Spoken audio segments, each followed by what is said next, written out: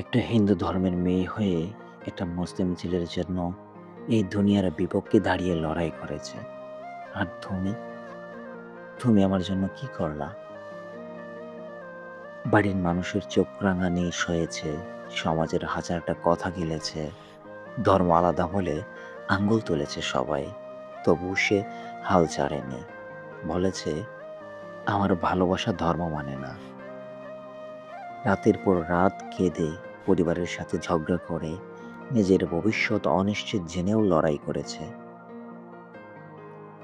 আর তুমি আমার জন্য কি করলা?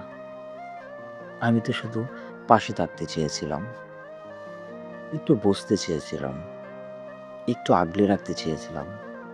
কিন্তু তুমি একটু জ্বর আসতেই হাত ছেড়ে দিলা, একটু কথা উঠতেই দূরে সরে গেলা।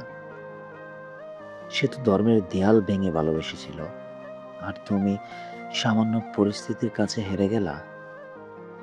বুঝলাম, সবাই লড়াই করতে পারে না। কেউ শুধু ভালোবাসা নিয়ে খেলতে জানে।